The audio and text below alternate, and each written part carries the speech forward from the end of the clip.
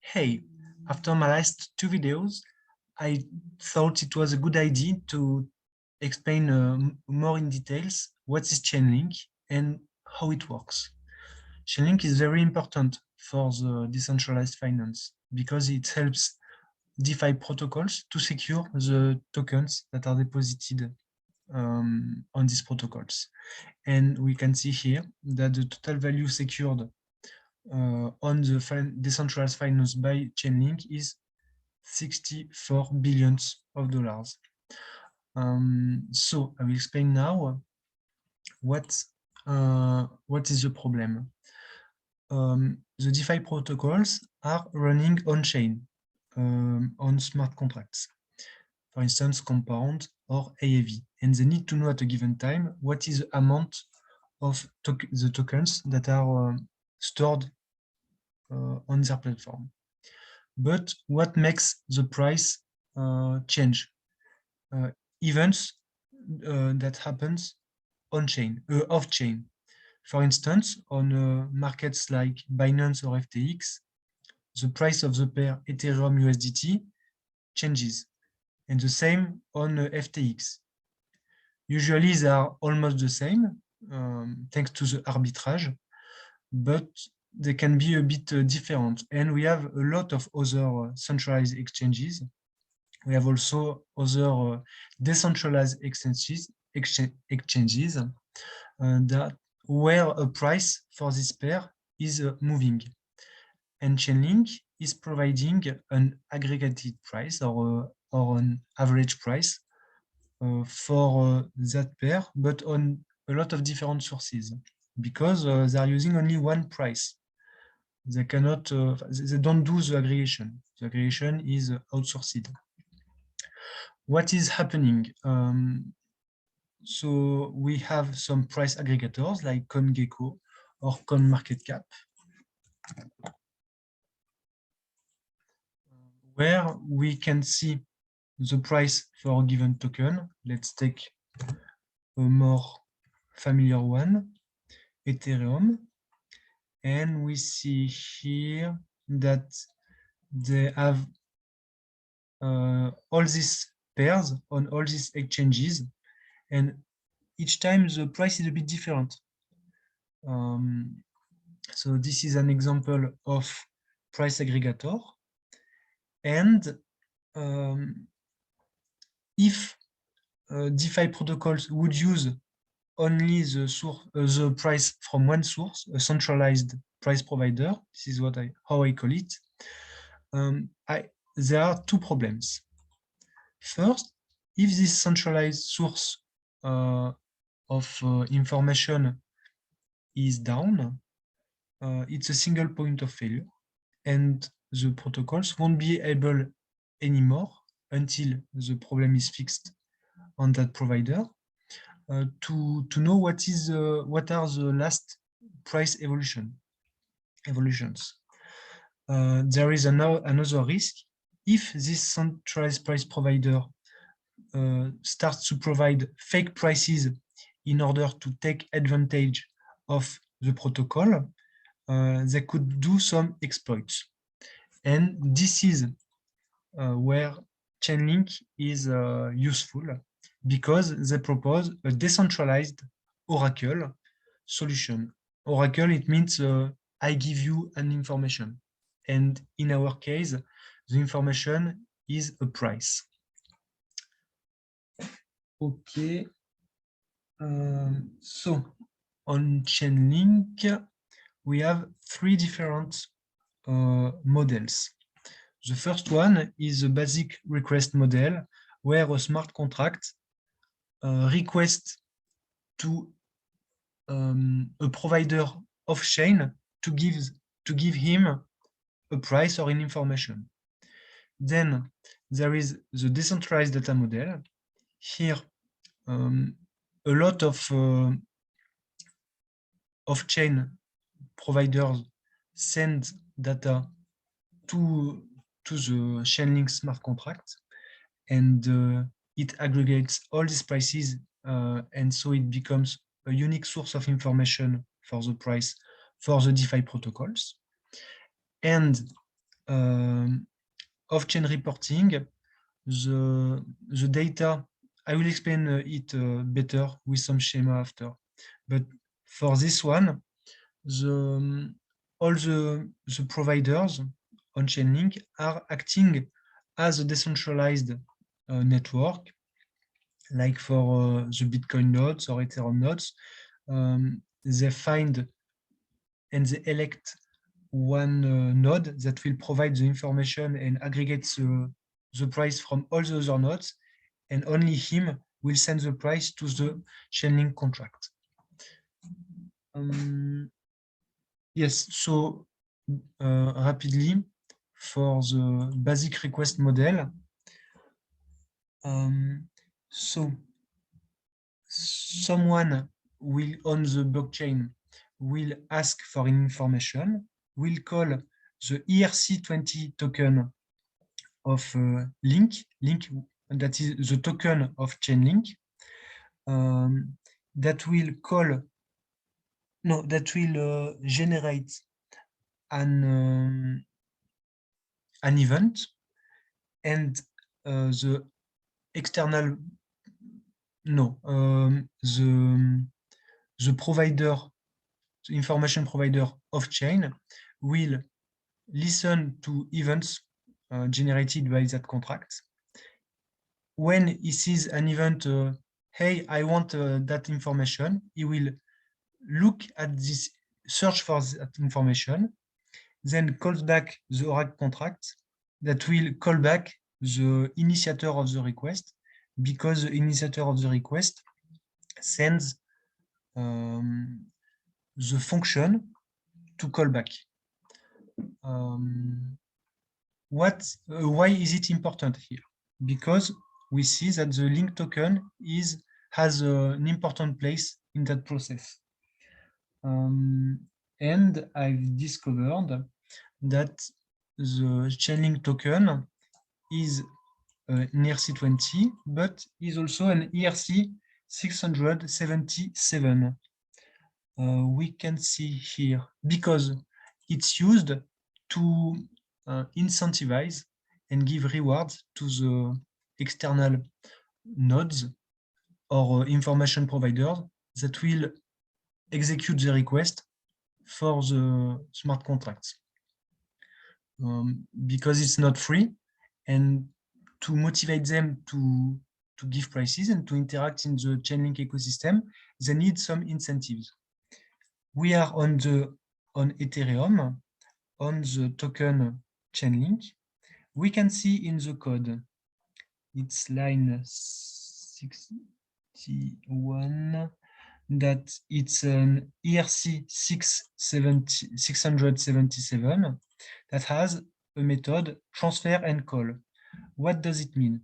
It means that with that function, you can send transfer token, and you can then, in the same transaction, execute some code on another contract. And all of this is in data. And that's exactly what we have here. Here, the initiator of Chainlink is sending a request of information with Chainlink tokens. So they use the method transfer and call of that token. And they also send in data the function that will be required to be called sorry, when the off-chain provider will give the information, like this.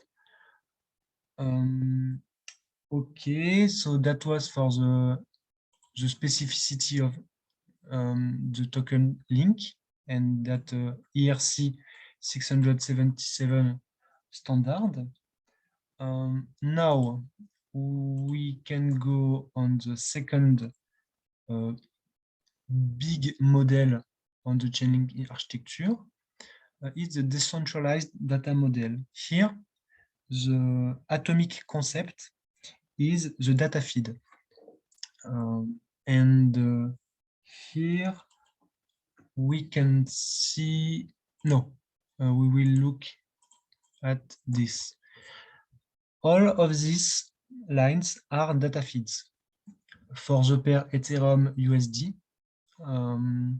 there is an aggregated price, and we will go on the Binance Smart Chain mainnet. We can see in detail the BNB USD. All of these nodes are the nodes that are executed off-chain. They are scanning some prices on a price aggregator like CoinGecko, CoinMarketCap, or other sources of information. And we can see here that for a new price, we need at least 11 answers. So it's not a problem if only 12 answer in time, but the new price will be accepted only if there are minimum 11, because we are doing an aggregation.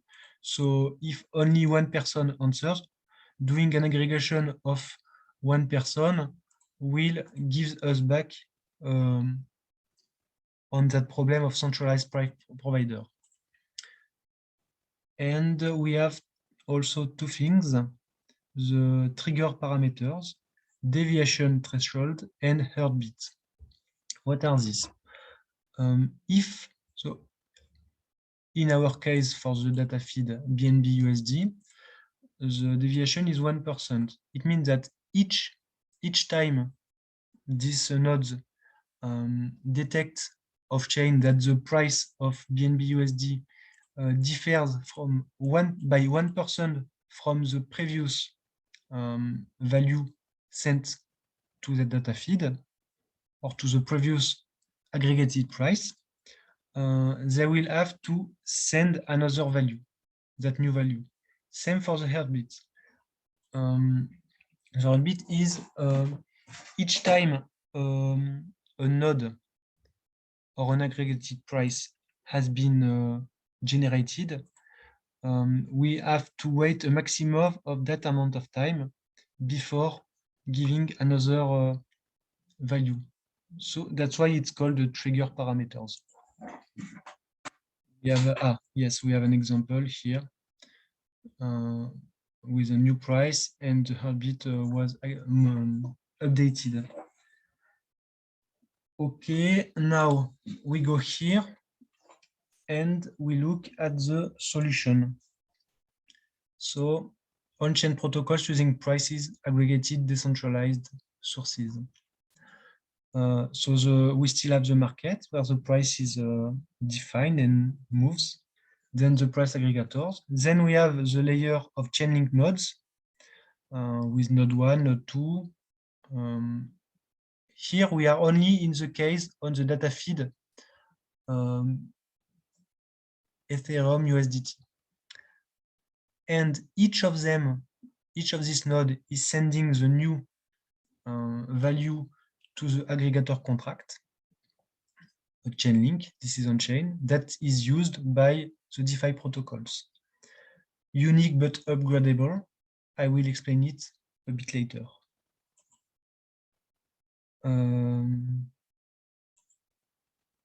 So this is the same. Okay. There are different ways to update on-chain prices.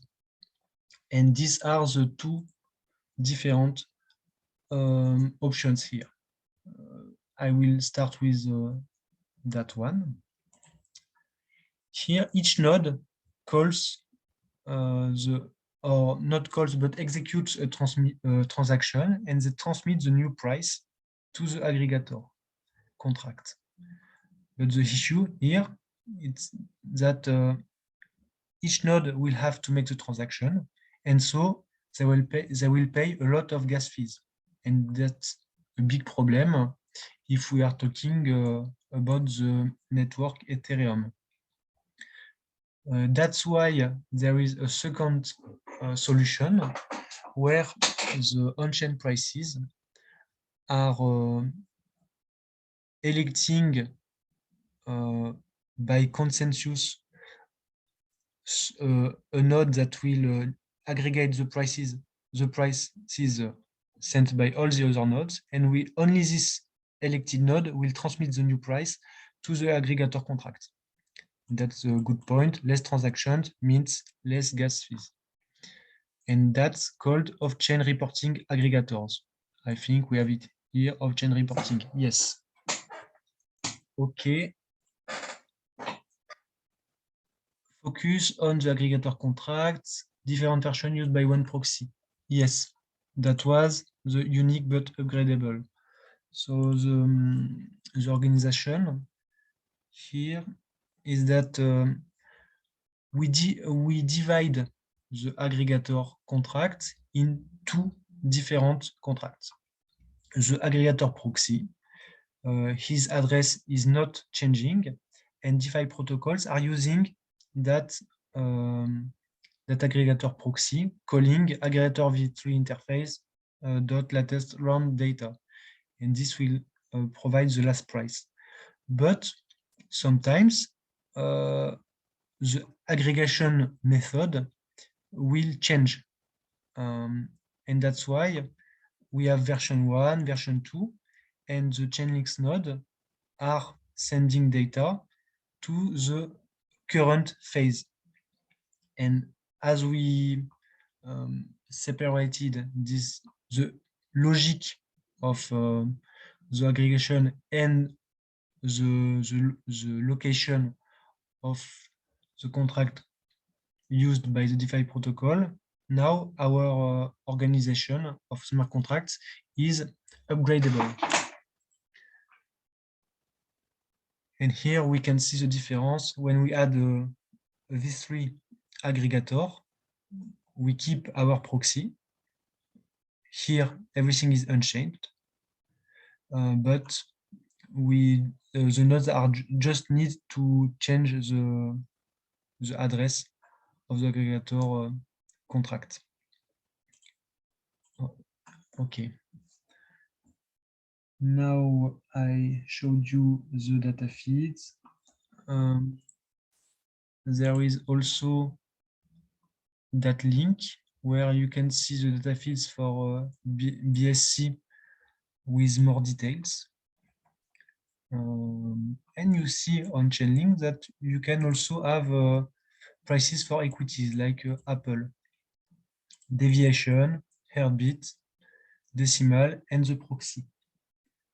The proxy being that one, not the last version. Because to get the last version, we go to that address, and then we get the address of the last aggregator version. Okay, and we will end that presentation by checking how Venus is using oracles, and we'll try to map a bit that organization. So to go from here, Venus, to here.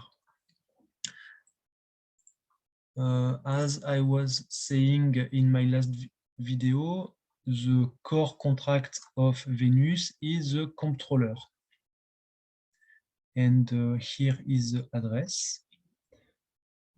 We go in the attributes. We check the address of the oracle.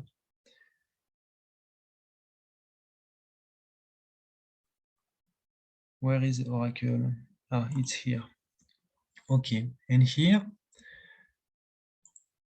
we have one mapping, and for each token used and available on Venus, DOT, BNB, USDC, there is a mapping from that address of token to the address of the proxy aggregator.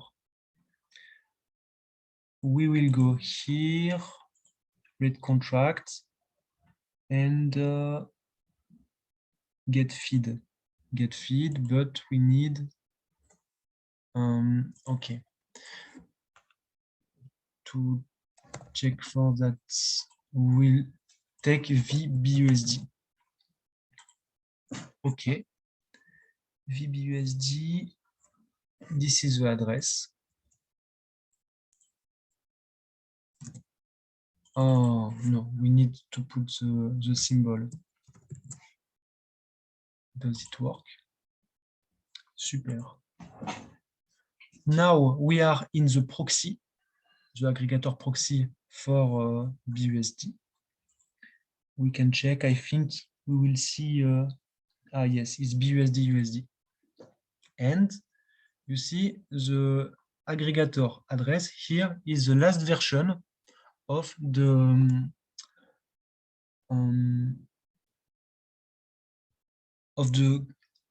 aggregator implementation. So now we are here. We are on this one for BUSD. No, BUSD, USD. Yes. Okay, we are here. And what we see all these transmits transaction. And these transactions are emitted by the off-chain, sorry, the off-chain price providers. We can see here that it's not a contract, it's an address.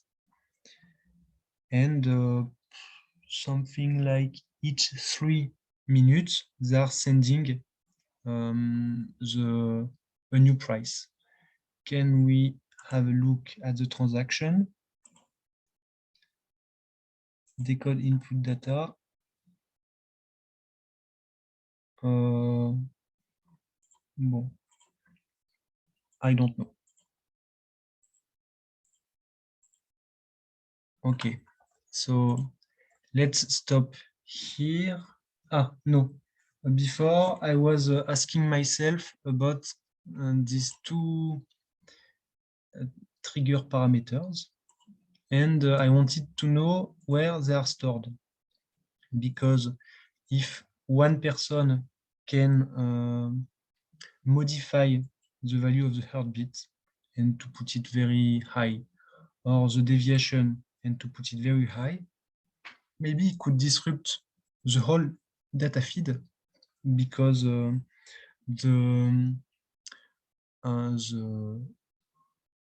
off-chain providers would not be required anymore to provide a new value for the price. And so you can kind of freeze the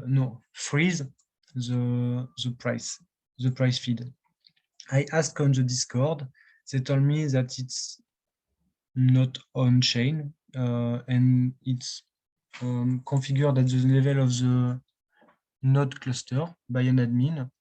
So it seems okay, but maybe in the comments you can explain me with more details how it works, because if someone can modify this value easily, I think they could make some exploits then.